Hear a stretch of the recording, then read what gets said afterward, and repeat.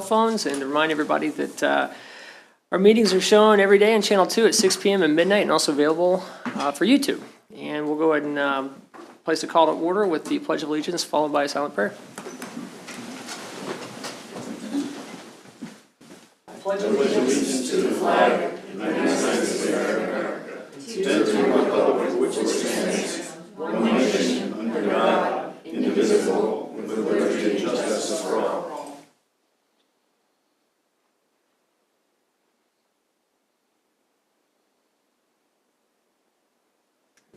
Amen.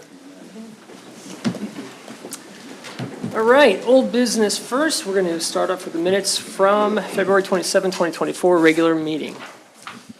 If there's no questions or comments, just need a motion. I move to approve the minutes from February 27, 2024, regular meeting. Second. All right, motion's been seconded. We'll begin voting with Commissioner Bowder. Aye. Aye. Aye. Aye. Aye. Aye.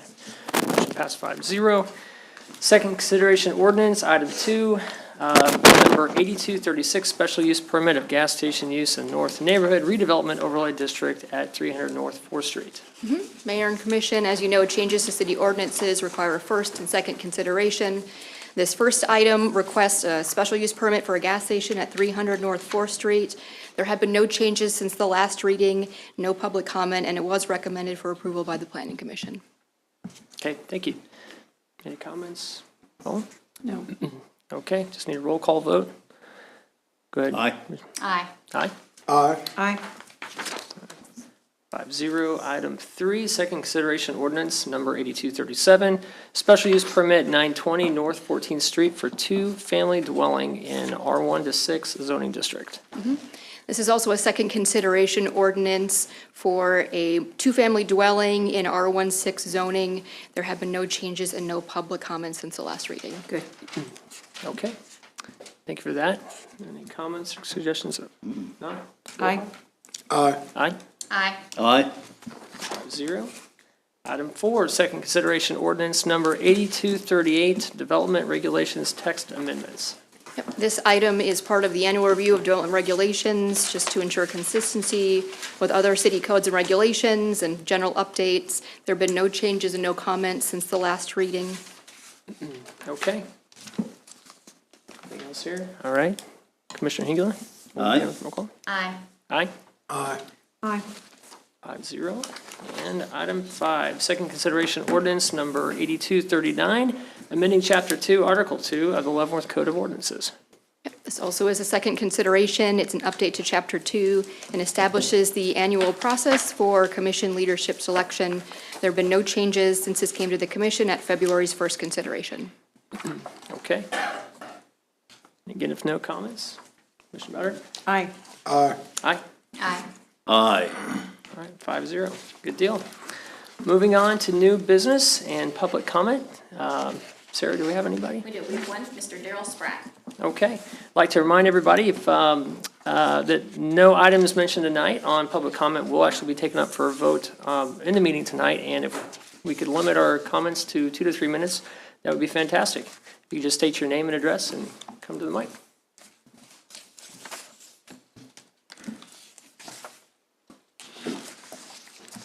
Daryl Spratt, 721 Michigan, and commissioners, and I'm very gratified to see that crisis management preparedness was on your agenda.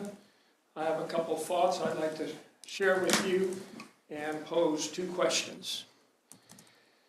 I spend some time wondering, worrying maybe, how I'm going to take care of my family, protected in the case that there is a crisis.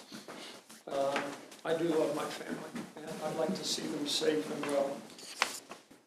I've realized, as I've thought about effective crisis preparedness, has to do with an accurate assessment. What are the possible crises I might face?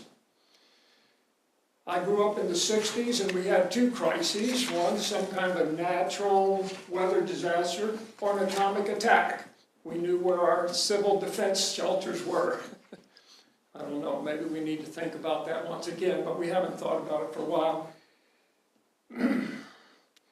But I find myself concerned about potential infrastructure kinds of crises.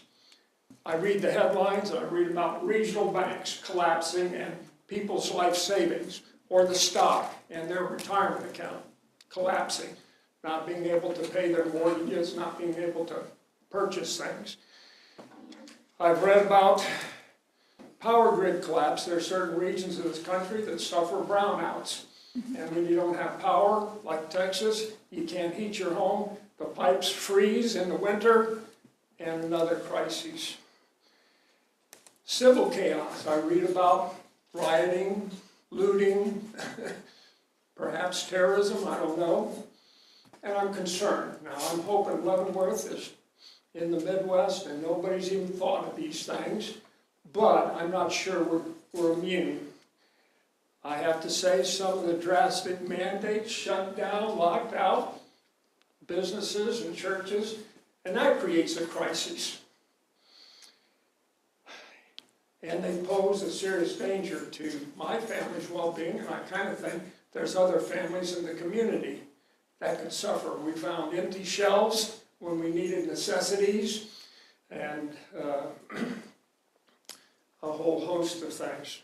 Heaven forbid that any of these infrastructure crises that I mentioned domino into others. I think it's quite easy to see if the digital network goes down, some other infrastructure problems could.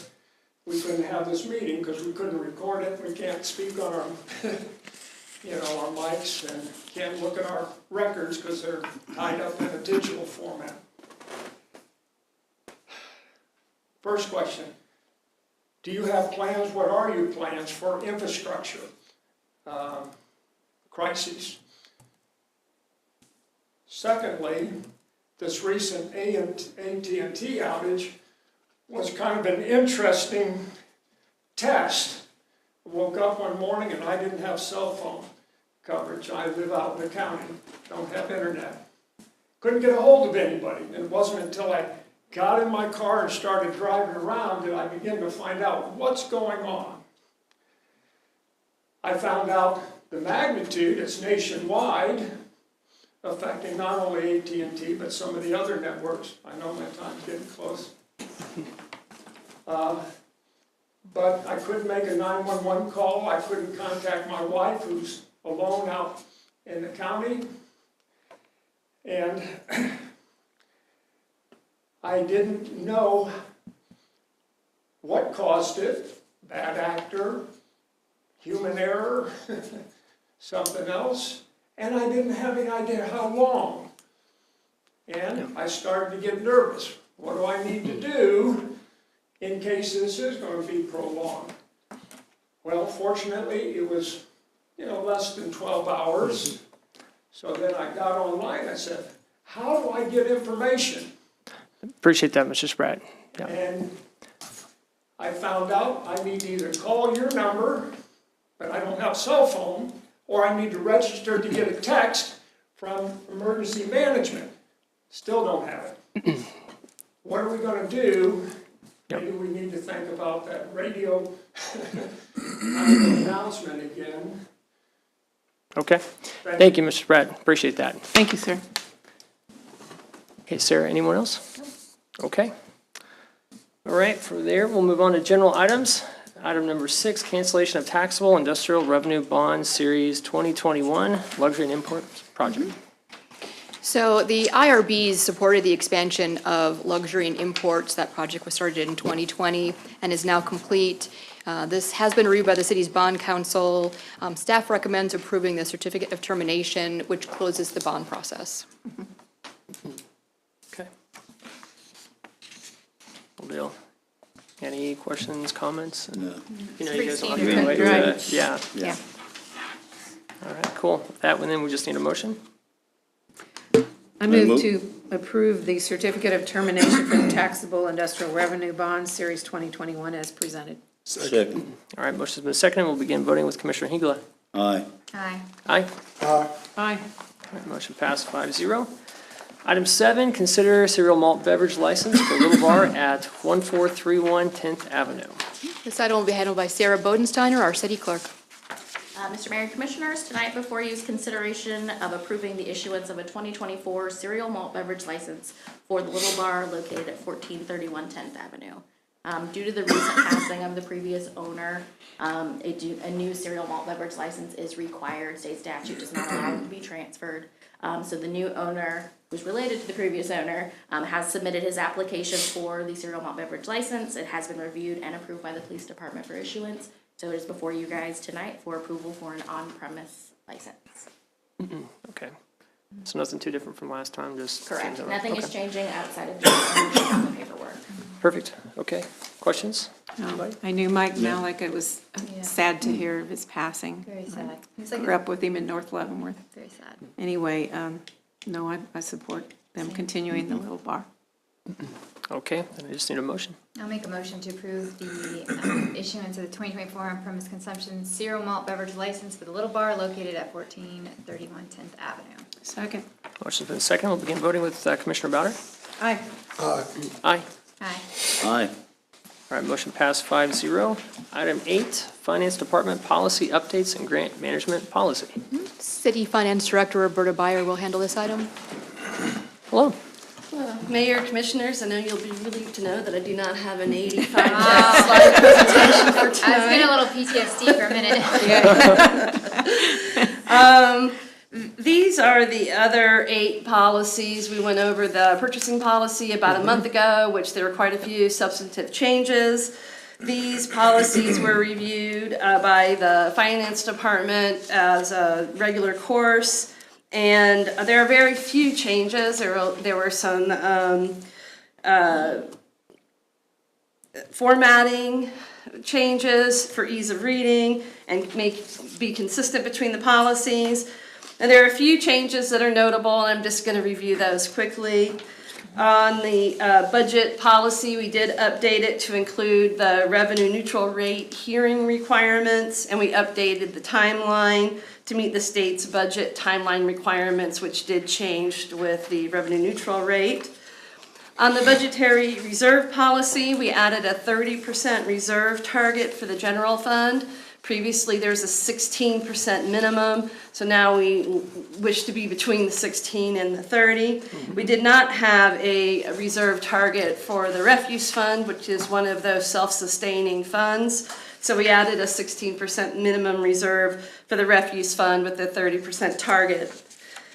The capital asset policy, we added a reference to the restatement of leases and subscription-based IT arrangements to be in compliance with GAAP, and that is as esoteric as it sounds.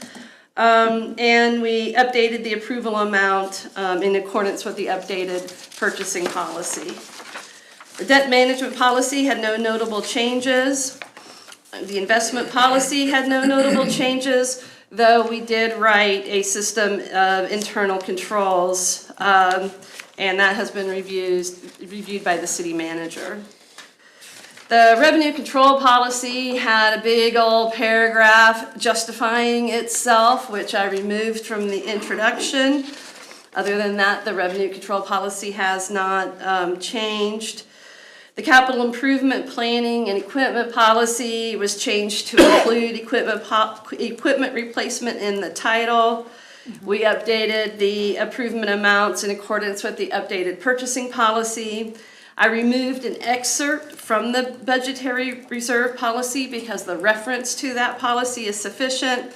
And I removed the CIP calendar and referred to the budget policy, which includes the CIP process. The final policy was a grant management policy. That is a new policy, and it was drafted primarily to ensure that the finance department and the city manager are aware of all new grant requests. We have had instances where we found out in the finance department that there was a new grant when the check came in the mail, which is not great. So we're going to avoid that in the future.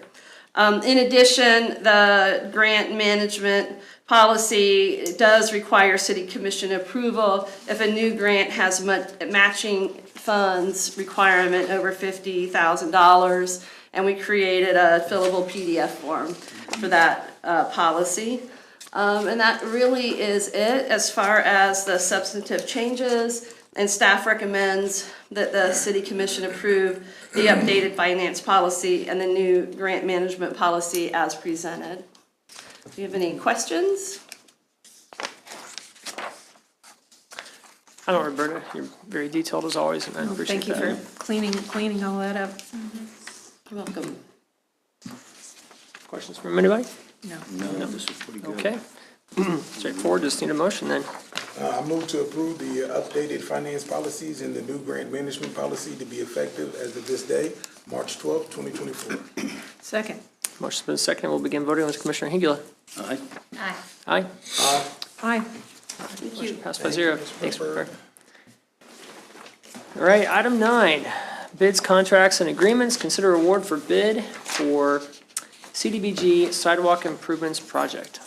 The next 5 items will be Brian Faust, our Public Works Director. All right. Good evening. Evening. The first item this evening is to consider the bids for possible award of our 2024 sidewalk improvement project on Dakota Street. The project is part of our ongoing sidewalk repair and replacement work, typically funded by the city's portion of the countywide sales tax.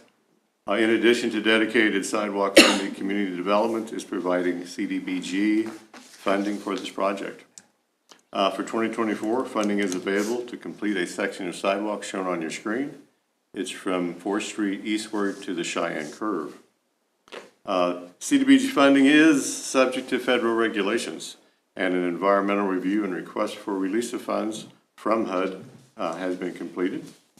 As mentioned in the past, we do have to be aware of the northern long-eared bat. It's an endangered species, and we can't remove trees during the pup rearing season in the springtime. Project plans were prepared by city staff, and the project was advertised for bid in the Leavenworth Times and Drexel Technologies. Bids were open February 20th, and the bid results are included in your packets. Casey Concrete Company was the low bidder. However, the company did not meet all the bidding requirements that were published in the notice to contractors.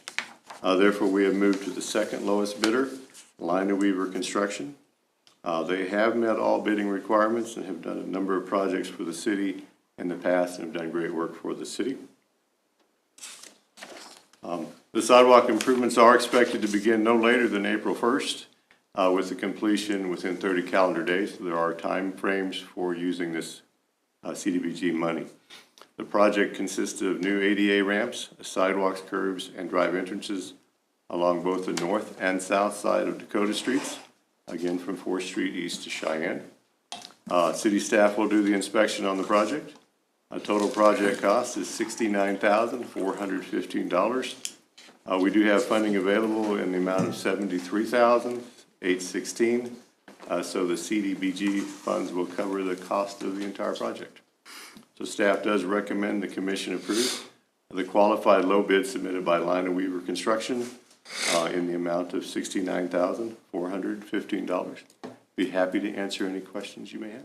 So you'll get it done before the long-eared bat has its babies? Yep. What is a northern long-eared bat live in? What type of tree? Don't know. Oh, you don't know? Okay. They just said that they No trees, okay. recommend we can't cut the trees down along project areas within this particular time frame. Oh, okay. So get it done before they I have thought it it, was a certain type of tree. Okay. before they have their kids, yeah. According to Fort Hays State University, this area where this project is one of the few areas where it's, this area of Leavenworth is one of the few areas where it's been observed. Wow. We Wow, were that's this here interesting. and at the airport, doing projects there as well. Oh, Mr. Faust, are you able to share the requirements that the lowest bidder didn't meet, Casey Concrete? Yeah, with the federal funding is a requirement that you have a UEI number, which is a unique identity ID number, and it has to be active. They did not have an active UEI number, so being as this was being funded through CDBG funds, we could not accept that. Yeah. Okay, perfect. Thank you. I have no other questions on this one. Anybody else? No? Okay, just need a motion then. I move that approval of the qualified low bid submitted by Leavenworth Construction for the 2024 CBDG sidewalk improvement project on Dakota Street between 4th Street and Cheyenne Curve. The amount not to exceed $69,415. Did I say that wrong? No, I thought you were done and then I seconded it. Okay.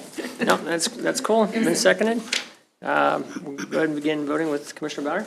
Aye. Aye. Aye. Aye. Motion passed 5-0. Moving on to item 10, consider award of bid to replace number 2 grit classifier. That'd be me. Yep. Grit classifiers are also known as a grit screw, grit separator, or grit classifier. And they're used at wastewater plants at the headworks, or basically the front end of the plant where the sewage comes into the plant, to help separate the grit from organics and water. Grit removal needs to be done at the headworks, or again at the front of the plant, to help reduce wear to upstream pumps and mechanical equipment. Grit can also cause pipe blockage and reduce the effective volume of our treatment basins. There are 2 grit removal systems at our wastewater treatment plant. We are currently running on only one of the 2, which is putting unnecessary stress on the overall system. The current grit system was installed as part of the 2004 Phase 1 project and is obsolete. Replacement parts and installation for the current system will cost approximately $90,000 with very limited warranty. If there is a future failure in an obsolete system, parts will be extremely hard or impossible to obtain. So by obtaining and upgrading to a new system, parts will be much more accessible. Bids were requested for the replacement of the grit classifier. Specifications were prepared by staff and advertised in the Leavenworth Times. Bids were also sent to a number of vendors that we've worked with in the past. We opened bids on February 29th, and we only received one bid, and that was from JCI Industries in the amount of $139,530. The 24 CIP includes $150,000 for replacement of the grit classifier. The bid from JCI is $10,470 less than the budgeted amount. Anticipated delivery time is 14 to 16 weeks once the classifier is ordered. City staff does recommend that the commission approve the bid from JCI Industries for the replacement of the grit classifier in the amount of $139,530. And I'd be happy to answer any questions you may have. This also was one of the items listed in the city study that we received to maintain the wastewater treatment plant. Okay, that's good to know. Yeah. Holly, you're going to learn more about poop than you ever wanted to know. It's grit. Grit. What do you think? No, I don't have any questions, I'm sorry. I don't have any questions. Yeah, different market than concrete for sure. So, okay, well, if no other questions, just need a motion. I move that we approve the bid from JCI Industries for a replacement grit classifier for a cost not to exceed $139,530. Second. All right, motion's been seconded. We will begin voting with Commissioner Gila. Aye. Aye. Aye. Aye. Aye. All right, motion passed 5-0. Moving on to item 11, consider award of bid for new cab and chassis with aerial device. Celia. When we talk aerial device, we're talking about basically a bucket truck. The 24 CIP does include funding for the purchase of a new bucket truck. This truck will be used to maintain our traffic signals here in the city, as well as city-on street lights. The current vehicle being used is a 2012 truck, and it has a shorter aerial length that limits our ability to maintain existing city streets lights. The existing truck, typically we would sell that on Purple Way. We have had interest from the Parks Department, so we're looking at whether it should go to Parks or be sold on Purple Way. Specifications were prepared and advertised in Leavenworth Times. A request for bids were sent to the following vendors: Custom Truck, Crane Works, and Alltech Industries out of St. Joe. The bids were opened on March 1st, and we did receive 2 bids. Crane Works at $189,909, and Alltech Industries for $216,835. The CIP did include $195,525 for a new bucket truck. The bid from Crane Work is roughly $5,600 less than what was budgeted. and the anticipated delivery time is 6 to 8 weeks after the order is placed. Staff does recommend the commission approve the lowest bid from Craneworks in Olathe, Kansas for one new 2023 cabin chassis with a 40-foot aerial device in the amount of $189,909. And we'd be happy to answer any questions. Thank you. Okay, 5,000 less than the budgeted amount. That's Correct. good, good. It's Cadillac edition. That's pretty good for being that close, you know? Yes. Checking that far away, so. Both companies are good companies. We work with Altech a lot out of St. Joe. St. We're Joe, kind of yeah. hoping that they were, because they're close, but yeah, Craneworks is good too. Yeah, okay. All right, well, appreciate that. I don't have any questions, so if nobody else does, just need another motion. I move the city commission accept the lowest qualified bid from Craneworks from Olathe, Kansas for one new 2023 cabin chassis with 40-foot aerial device in the amount not to exceed $189,909. Second. Motion's been seconded. We will begin voting with Commissioner Bowder. Aye. Aye. Aye. Aye. Aye. Motion passed 5-0. Item 12, consider award of bid for crack seal machine. Mr. Faust. Also, the 2024 CIP includes funding for a new crack seal machine to replace the 2005 model currently in use. Specifications were prepared by our service center and advertised in the Leavenworth Times. Requests for bids were also sent to 6 different vendors: Craftco, Bearcat, Simline, Sealmaster, Marathon Equipment, and American Equipment. We did open bids on March 1st, and we received 3 bids. Marathon Equipment, a non-responsive, they were again missing some of the required paperwork. Sealmaster, Kansas City at $86,893, and American Equipment for $101,066. The 2024 CIP includes $103,162 for the crack seal machine. We had inadvertently listed this amount in your policy report as $103,262. The actual number is $162. The bid from Sealmaster is $16,268 under budget. We anticipate the delivery time of 6 weeks once the order is placed. So staff does recommend the commission approve the lowest qualified bid from Sealmaster in Kansas City, Missouri, for a new crack seal machine in the amount of $86,893.65. Thank you. No questions. Okay. You're on a roll. I was gonna say, not super exciting, right? I know, it's straightforward there.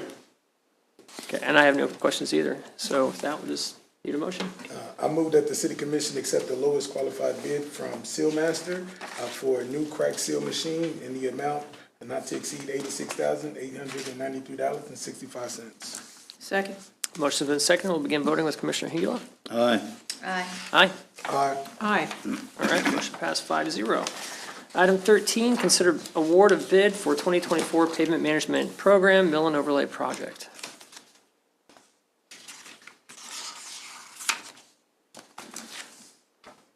Again, thank you. This is my last item tonight. Yeah. Beginning in the fall of 2023, the City of Leavenworth engineering staff compiled a list of possible streets for the 2024 mill and overlay project. Many of the streets selected are on the verge of needing to be completely reconstructed. It was kind of a now or never. The streets were evaluated using both actual field observations, so we put boots on the ground, and we also looked at their pavement condition index, or PCI.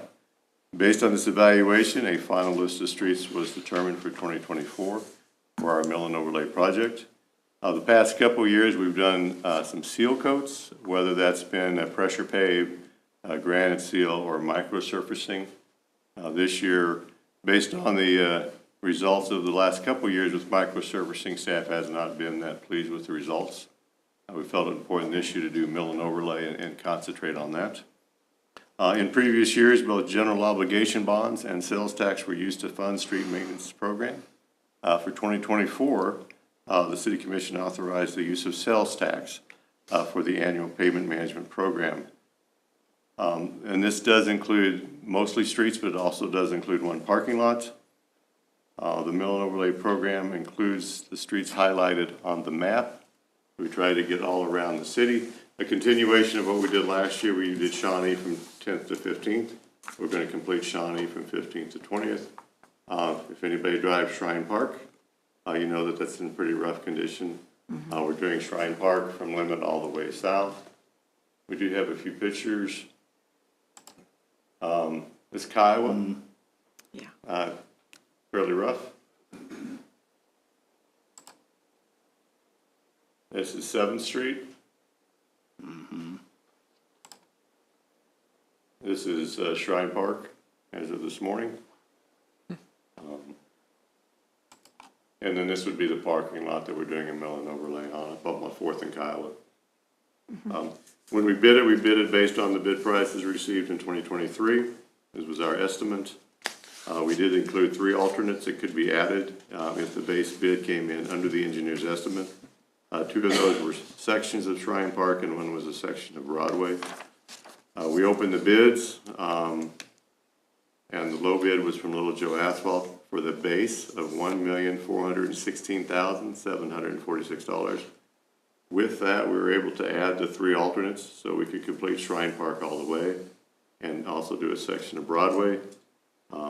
That brought the total price, including the base bid with the alternates, to $1,804,176.98. The budget for 2024 includes $2 million for pavement. Little Joe's Asphalt base bid with the alternates was $195,000 under the $2 million budget. That gives us money in 2024 to work with our consultant to plan the 2025 project. So, staff does recommend the City Commission award the base bid and the 3 alternates for the 2024 pavement management program to Little Joe's Asphalt for an amount of $1,804,176.98. Be happy to answer any questions. Is this Little Joe's out of Bonner Springs, Missouri, or is that supposed to say Kansas? Should I say Missouri? I just checked. That's so It's it's a Kansas, Kansas company, yeah. okay. And we've used them before? Yeah, quite frequently. Okay. Thank you for that, Mr. Frost. Questions? Nope. And this does include striping. I mean, so the streets that we're milling and overlaying that require striping includes all that. We'll go back also. Perfect, okay. Cool, thank you for laying that all out like you did. I just need a motion. I move to award the base bid and 3 alternates for the 2024 pavement management program mill and overlay project to Little Joe's Asphalt in the amount not to exceed $1,804,176.98. Second. Excuse me, all right, the motion is seconded. We'll begin voting with Commissioner Bowder. Aye. Aye. Aye. Aye. Aye. All right, motion passed 5-0. Thank you. Move on to item 14, consider approval of network switches replacement and installation project. This item will be handled by IT Director Marvin Sommerfeld. Good evening, Good Mr. evening. Mayor and Commissioners. Before you tonight, I have a project to consider replacing all of our network switches. I want to replace the Cisco network with the Aruba switches, which is the latest technology from HP Enterprises. The current switches have reached end of life and support on some of them, and end of life hardware means vendors stop creating and delivering updates for and end of support hardware, so they just quit supporting them. It's planned obsolescence. So these network switches will become a security risk for the city, and we will not be able to purchase maintenance or support. So switching to Aruba will save the city $19,526 on the initial hardware investment and an additional savings of $13,785 in maintenance over the next 5 years. Additional benefits are the simplification of licensing, and we will get a graphical user interface to manage these switches. So ISG was awarded and installed the current switches. The ISG team has the experience and knowledge of our network to complete this upgrade. ISG knows the technical configurations of our network. So city policy authorizes leveraging cooperative contracts to streamline the acquisition process and receive competitive pricing. ISG is authorized reseller on the state of Kansas contract 55219B for HP Enterprise equipment on the NASPO agreement.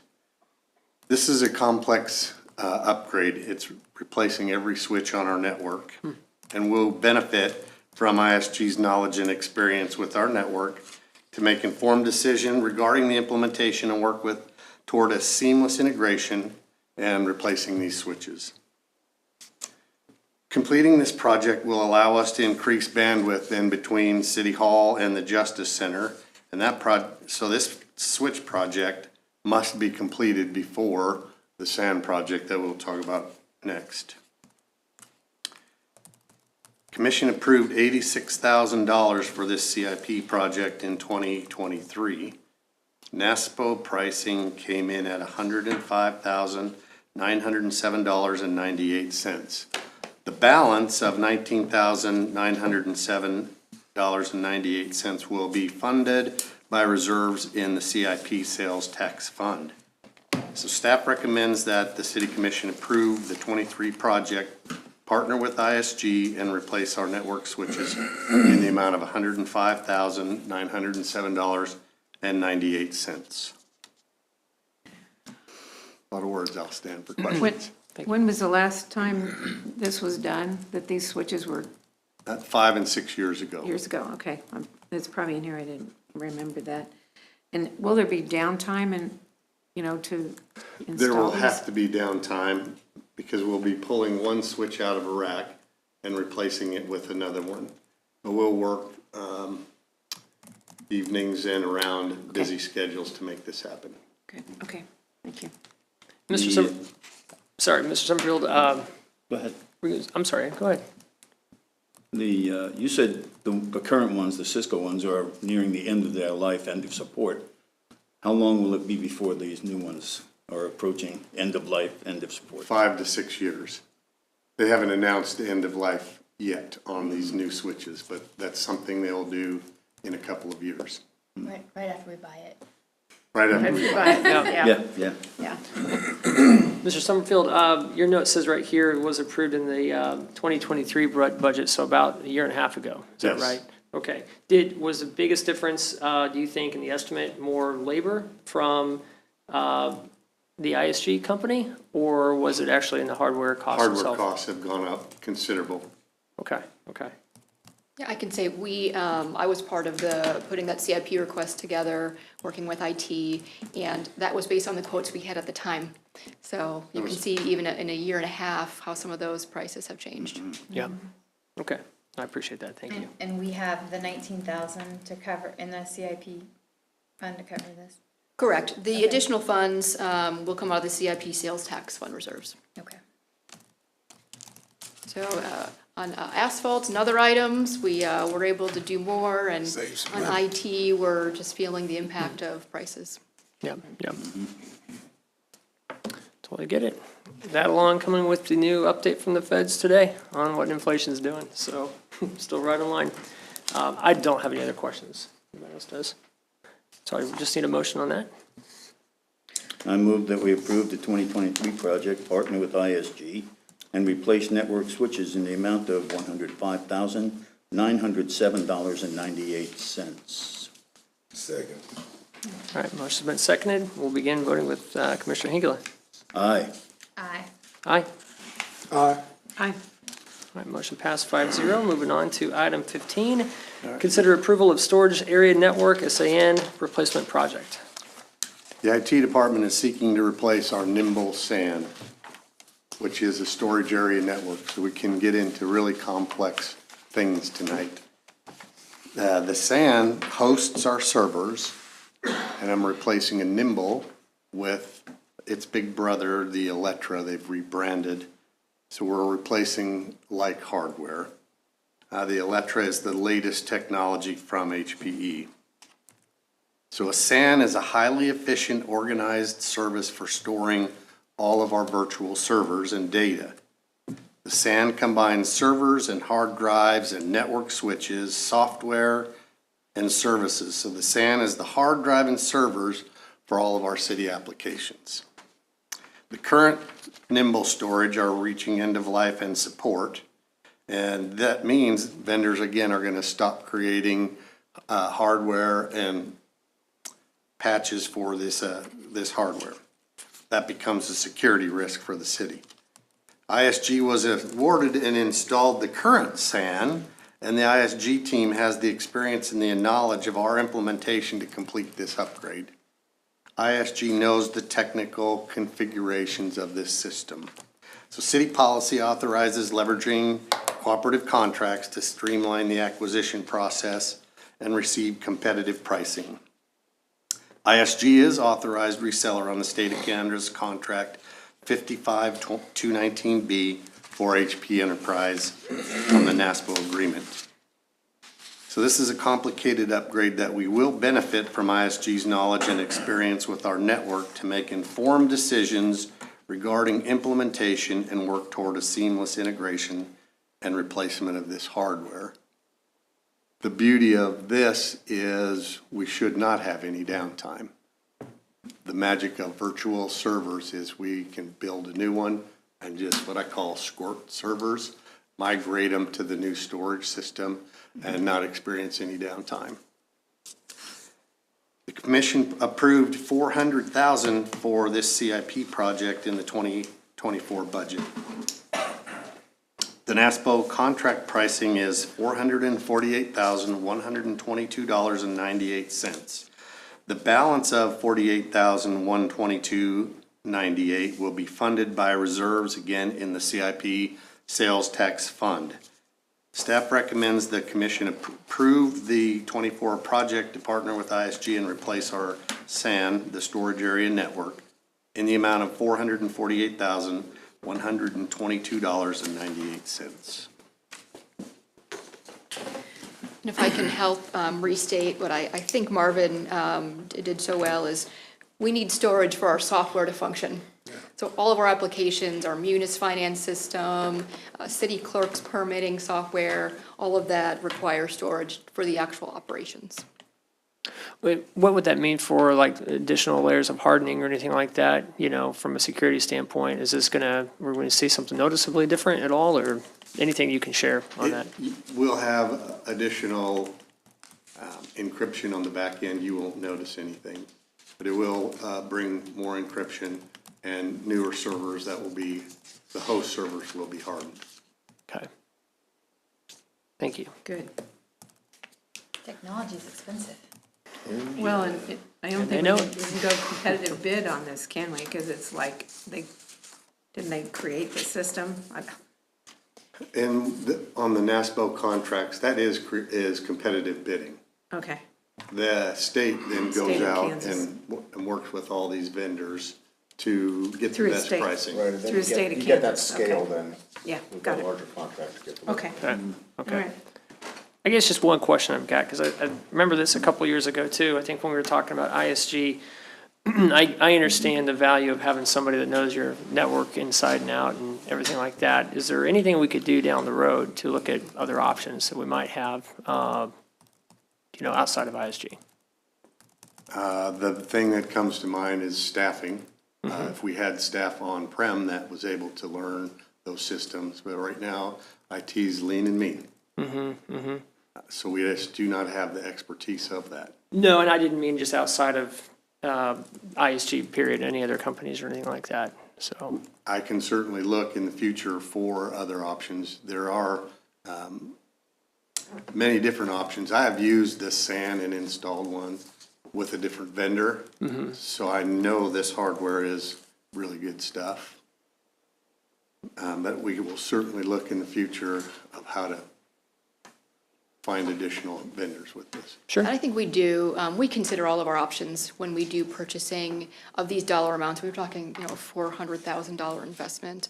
So I think we go through that conversation as a team and say, is this appropriate for a bid process? There are some items that is appropriate for. We did that when we looked at backup. So we did that as a straight bid process. Right. So when it's appropriate, we do the bid process. When there's options like this and we feel like we're getting good pricing, we go there. So it kind of depends on the item. Sure, sure. I appreciate that. Thank you. Don't have any other questions on this side? No? Okay, I'm good. we just need a motion. I move approval of the 2024 project to partner with ISG to replace the storage area network in the amount not to exceed $448,122.98. Second. All right, motion's been seconded. We'll begin voting with Commissioner Bowder. Aye. Aye. Aye. Aye. All right, motion passed 5-0. Thank you, Marvin. Appreciate it. Moving on to, from here, our staff report for the emergency management briefing. Yep, this will be Leavenworth County Emergency Manager Chuck Magaha joining us today. Either one. Any of them? It's fine. Yeah, So it looks like right here is fine. We should get you a So you microphone, have then the you're mic. good. yeah. Good evening. Good evening, Mayor and Commissioners. I appreciate the opportunity to communicate with you folks. Listening to the gentleman earlier when in public comment, he's had every right to have those comments, bring forth. And I can't say that I have a bag of promises, because anytime you talk about emergency management, it's chaos at first, and then we make it better. In that, I'm just going to give you a real quick background on myself. I've been the emergency manager for Leavenworth County going on my 35th year, and I feel that I know my job fairly decent. I was appointed by the governor to sit on the Commission of Emergency Response and Planning. I've served in that capacity for the last 4 years, and for the last 7 years, I've sat on the Homeland Security Council for the entire state of Kansas. I oversee 7 regions, as well as state assets when it comes to the purchasing of Homeland Security funding. Within the Mid-America Regional Council, I play a lot of roles within there as well. I sit on the Plan Subcommittee as co-chair for Kansas. And then as far as the Homeland Security, I report to the Regional Homeland Security Council on a regular basis to make sure that Leavenworth, and I say Leavenworth County, I'm talking about as a whole, gets our fair share of Homeland Security funds when it becomes available within the state of Kansas. How that rolls back is that sitting as chair on the Homeland Security Council in Kansas, I have that opportunity to make that same voice for Kansas as it goes forward. When we talk about emergency management, it's we're charged, we as emergency management, even though that I'm a division under the Sheriff's Office.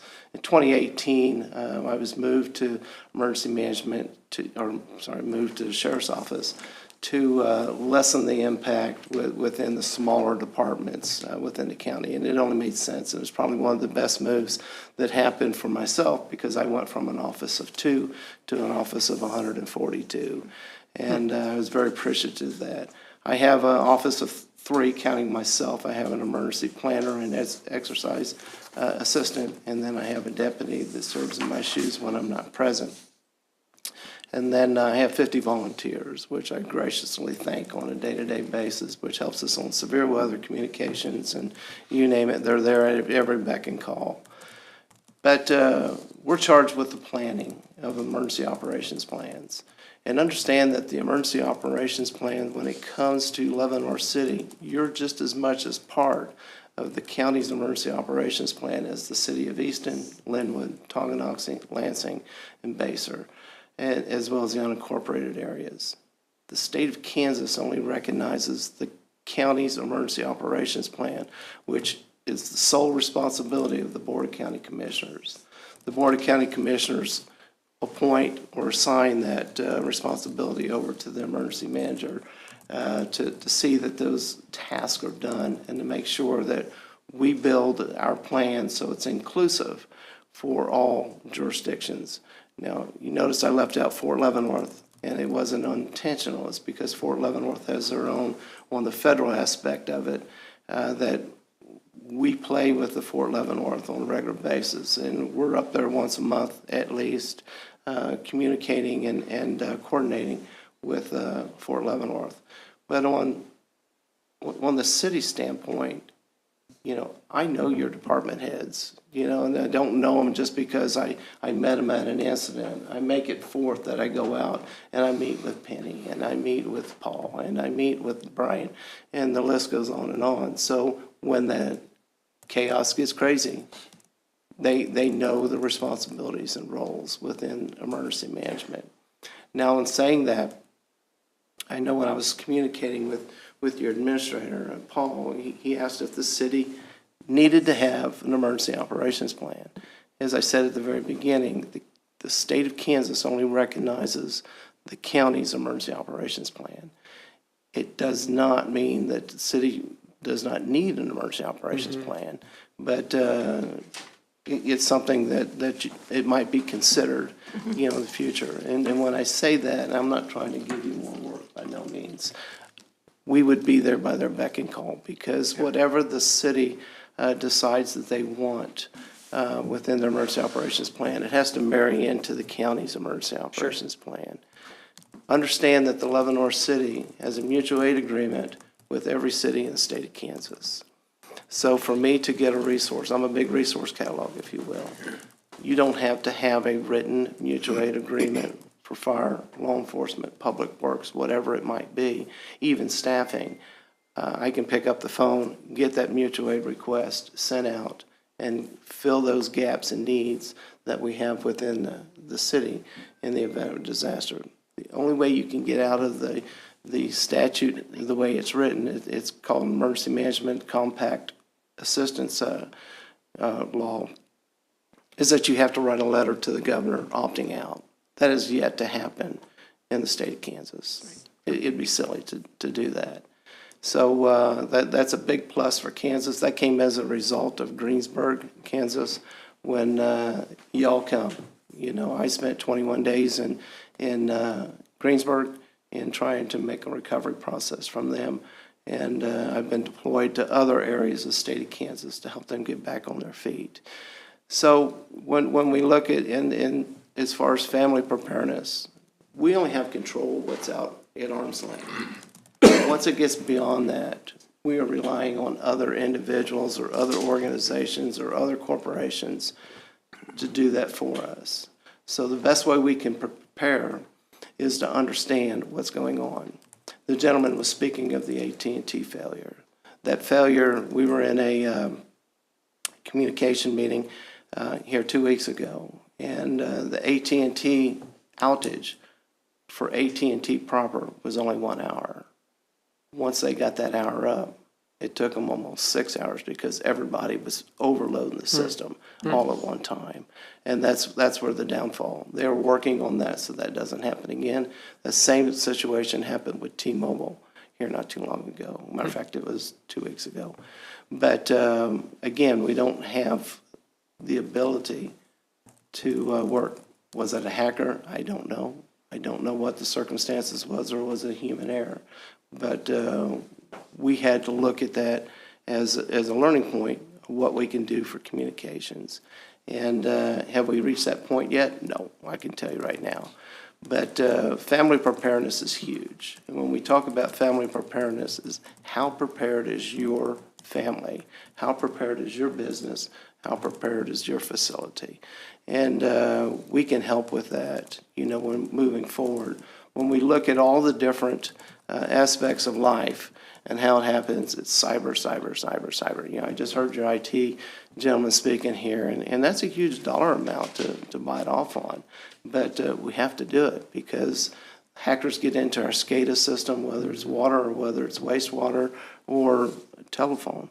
It's something that we don't have control. We can just continue to build on to protect ourselves in that case. So put that on a smaller basis. That's where family preparedness comes into. And we ask folks that they have 72 hours of a preparedness kit that has water, food, medications, whatever it is that your family would need to function for the next 72 hours. The reason we do that, and I'm going to go to the Linwood tornado, and I say Linwood, it was actually the southern part of the county. Linwood was not actually affected by that tornado. You know, it was almost 2 days before we could physically make contact with somebody because we had so much going on. But I can tell you in the Linwood tornado that we had the fastest response, which Leavenworth City was a part of that huge response when it comes to debris removal through that process. And that wasn't because we didn't know what we were doing. We were able to grid out the communities that needed to have the most attention to and go in, do the debris removal, open up the streets, remove power lines, whatever it is that we needed to do to get people back on their feet again. So if that happened here in the city, I guarantee you that we would do everything in our power to make sure that we would have that same response. Of course, it would be greater within here in the city. My biggest nightmare is when there's a severe thunderstorm rolling through the community, because I have a bank of volunteers that are stretched out from north to south, giving a set of eyes so we can warn the city of Leavenworth, warn the city of Lansing, and so on and so forth as soon as we can. So I didn't come with any formal presentation. I want to make sure that you folks have an opportunity to ask questions of myself. And if I don't have the answer, I'll definitely get you the answer in a very timely manner. I'm being evaluated because my commissioner's sitting back here behind me. She's a sweetheart. Yes, she is. So I think it was, I don't know, my years blend, but maybe 4 or 5 years ago when the last time the river started flooding. 2019. Same, I knew you knew. So how does that work with us? Like, That worked real good. Yeah. You know, I got the phone call from Mike McDonald. We met here to start planning for the river. Now understand, that happened at the same time as the Linwood tornado. We were battling the Missouri River flood at the same time. That's right, I we were forgot about battling that. the tornado. So we had them going simultaneously. And I don't want to say it was flawless, but I was able to bring in county resources immediately. They were out here at midnight putting sandbags together to start the preliminary, and then I was able to reach out to the Kansas State Department of Corrections to bring inmates in here that ended up putting together that stuff. You folks had Geiger Ready Mix and things of that nature already coming. We brought that supplement to fill the gap through that process. so did you take the lead on that, or does the city take the lead on that? It's a joint coordinated Joint, okay. effort. Yes, ma'am. Okay. You know, if this has to become the Emergency Operations Center, and that's what you choose to do, we'll make it work. The county has a designated Emergency Operations Center at the courthouse. I know it looks like a conference room, but when it's ready, we have phone lines that drop from the ceiling and computers that just come out of nowhere, and we're ready to operate. On the 2019 tornado and flooding, we were activated 24 hours a day for the first 7 days, and then after that, we were running about 16-hour days for about 20 days. And that was to support both the city and the county as well. With the Linwood tornado, would there have been anything differently you would have done? I would have went on vacation, sir. If I would have known. No, I got to share a story with you because that happened on Thursday evening. And myself and Kim Buchanan, she's retired now, she was sitting there and I says, we're going to get hit with this event. You understand that? I said, we're not going anywhere at 5 o'clock. It's going to hit us. And sure enough, 40 minutes later, it was ripping through the southern part of the county. But my son was getting married on Saturday. Oh, no. And the rehearsal dinner was Friday. And who had the keys to the church? Charlie. Wow. And my wife kept saying, you got to be there. Yeah, I'll be there. I'll be there. And you're in the wedding. Yes, I know I'm in the wedding. But I had the staff and I had the roles and responsibilities within Emergency Operations Center that it went flawlessly, if you will. But not for me, it didn't, because I got there 10 minutes before I was to open up the church. You made it. I made it. Okay. I made it. But enough stories on my own. But what would I have done different? I can tell you that when the National Weather Service went and they come out after a major event like that or any tornado event that happens, they do a canvass. And every person they talked to said that they've received the warning either by our alert sense, that we have our mass notification system, through the outdoor warning sirens, or the media. And we have within the Kansas City metropolitan area, it's called the IWT, the Integrated Warning Team.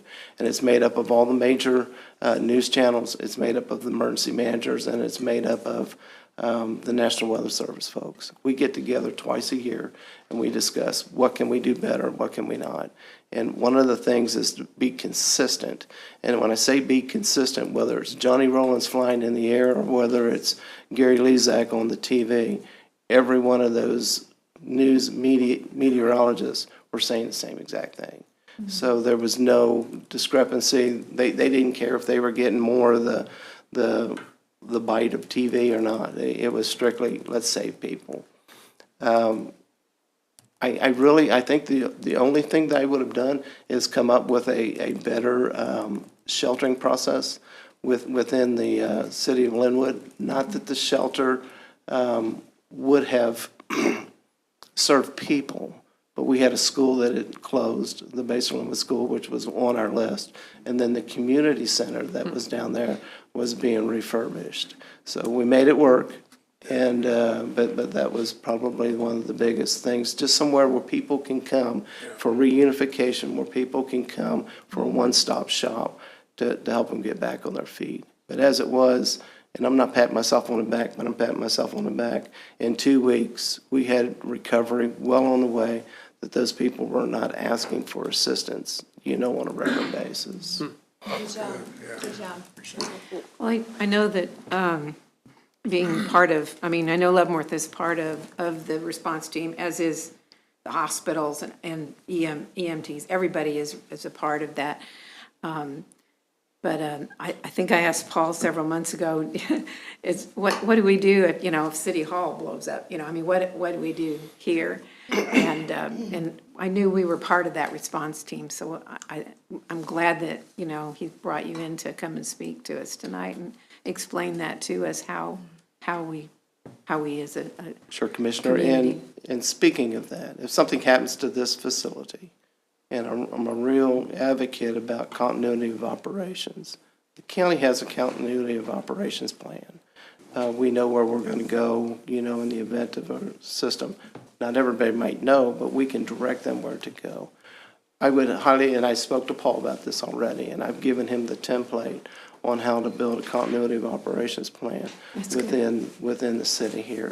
I think it's important that you have that capability, that if you lose a portion of your local government, that you can stand it right back up in a moment's notice. So he has that document, and he said that he would go to work for that. That's great. Yeah, that's good. Well, and that actually kind of answers one of the questions I had was, contingency plans. So, Ms. Margaha, you laid out several examples of where, well, maybe we planned for some type of scenario like this, but we didn't expect the repercussions like this, over here. Just like you mentioned, like an hour down with AT&T, but they had 6 hours because they were just completely overloaded. What they planned for that, who knows, I guess that was one of my questions, though, maybe for the continuity of service plan like you laid out, what kind of length of time, let's say, something happened and our police department or fire department was getting exhausted on the labor side, God forbid, but if something happened, are you saying that this continuity plan could account for that? We could get additional resources from other cities? How would that work, just out of curiosity? Yeah. Well, something that I didn't tell you, that is I oversee what we call the Incident Support Program, too, of Kansas. And it takes care of both the Emergency Operations Center and then the responders in the field. With just one phone call, I can deploy teams from all over the state of Kansas to come in here, whether it's a law enforcement team or whether it's a fire team, whether it's an EMS team, whatever it might be, Public Works. We can bring those resources in, and then we will do the planning. We will put together an incident action plan on what needs to go step by step to make you succeed. And that's, of course, during a disaster or an emergency. And it could even be a planned event. I'm using the Veterans Day Parade for an example. We can definitely put something together on that if something should happen. Matter of fact, I use that Veterans Day Parade as a scenario when I'm working with my incident management teams across Kansas. Okay. We just did that 2 weeks ago. So. And I appreciate that. And you mentioned the emergency response plan. You said right now, we specifically, we can be married into the county plan, but we specifically don't have anything set up individually for Leavenworth, City of Leavenworth right now. Did I hear you right? There used to be, and I tried to look for it, and I cannot find the document. I know, I can't remember Joe's last name, it was with the fire department, but he was the assistant fire chief at the time. But Joe had wrote one, and to save my soul, I cannot find it electronically. Of course, I've gone through computers over computers over computers, but I've not been able to find that, but I know one existed, and it was being updated on a regular basis.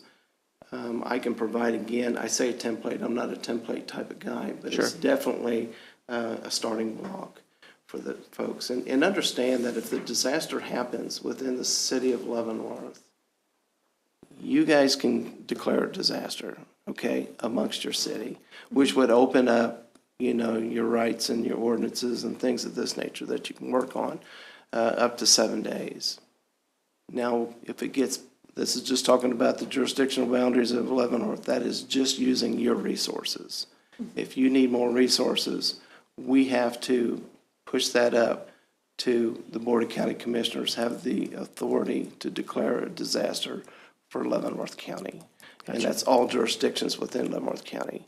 And the way our plan is set up, I have it set up that I can, instead of waiting until Wednesday to have the board declare a disaster, I can go to one member of the commission, or I can go to the chairman of the commission. It's whoever I can get a hold of first, and it can be by telephone, or it can be written. Once I get it by telephone, I get a written document that on such and such a day, on March 12th, we declared a disaster for XYZ.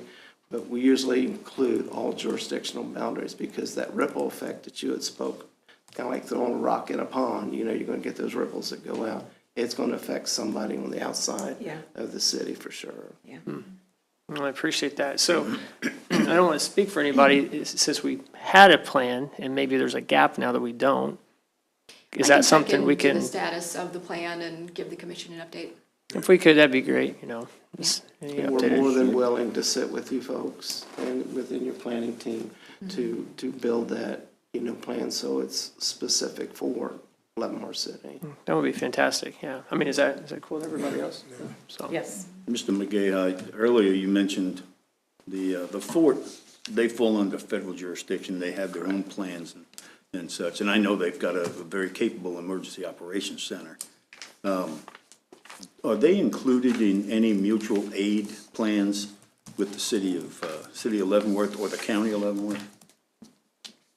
They are with the fire side of it. There's an agreement there on the fire side. But on the law enforcement side, you come to that posse comitatus where they're not allowed outside their gates. We can go on their premises as law enforcement to assist them. But any public arrest would have to go through their military folks. It's kind of touchy, and even with their inmate population that they have, they can't take them to just any jurisdiction. They have to take them to Fort Riley or wherever the other Leonard Wood jurisdictions might be. We're going through that right now through an exercise that we're working with them on. Okay. What about like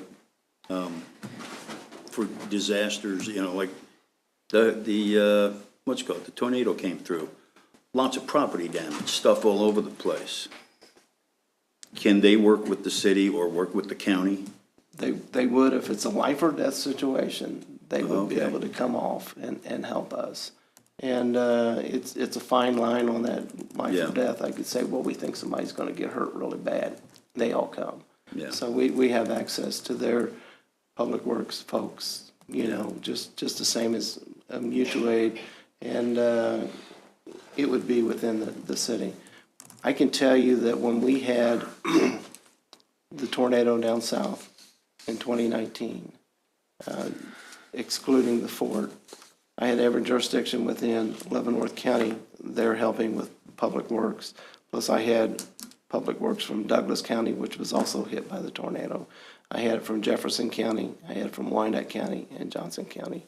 We had a caravan of dump trucks and backhoes for almost over 3/4 of a mile to assign them tasks. And that would be no different than if something happened here. Sure. Sounds like you had a boatload of help. Thank you for coming tonight. Thank you. Sure. Very informative. Yeah, Sure. thank you very much. And at Like to- any time, you know, feel free to reach out to me and I'll definitely answer your questions. Penny? I hope I Staff has gave you what you appreciated need. working with Chuck. He's a great resource and a leader to have in the community. I actually heard his name before I came to Leavenworth, so he's well-known in Kansas emergency management circles. We've actually been putting our heads together on sharing some business continuity resources with local businesses here, so we're exploring the possibilities there as well. Great. Thank you, Are you Chuck. going to bring your mobile command center over to the preparedness fair Yes, sir. on the corner of I'll let 10th you and sit in the Limit, driver's right? seat. Yeah, we'll have it Good. there. When is that? That's 23rd, the 23rd of March? March 23rd. Right there on 10th and Limit. Correct. Correct. Great. I remember walking through it the one time.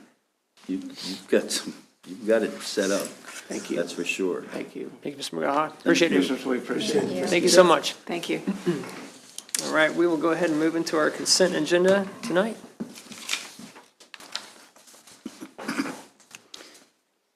I move that we approve the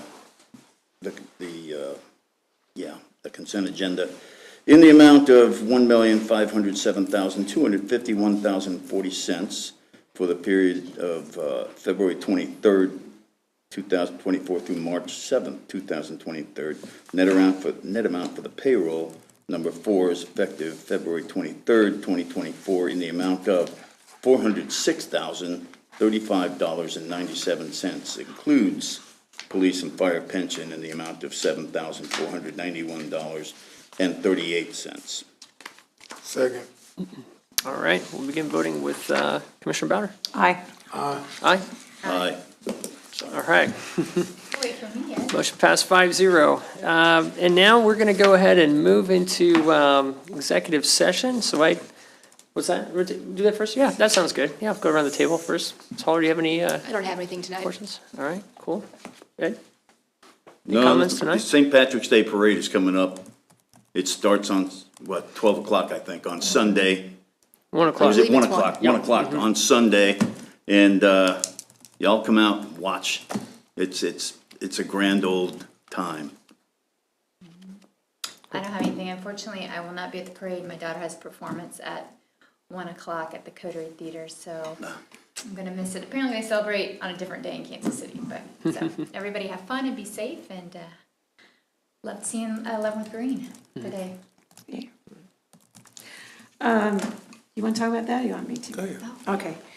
This is Stand Up for Children, Child Abuse Prevention Month. And just wanted to say that we've got some, I'm sorry, in April. I'm not even reading my thing right here. It's coming. It's coming up. It's not on here. I just thought it was this month. Anyway, it's coming up. And we, you know, we need to protect our children. And we have a lot of really good organizations that work to protect our children, such as CASA, the Alliance Against Family Violence, Big Brothers Big Sisters, a lot of our churches, a lot of our other organizations. And so anyway, I want you to think about our children and supporting those organizations that protect our children for the month of April. Thank you. Yep, Did I do okay? you did Yeah. great. You're here. Nailed it.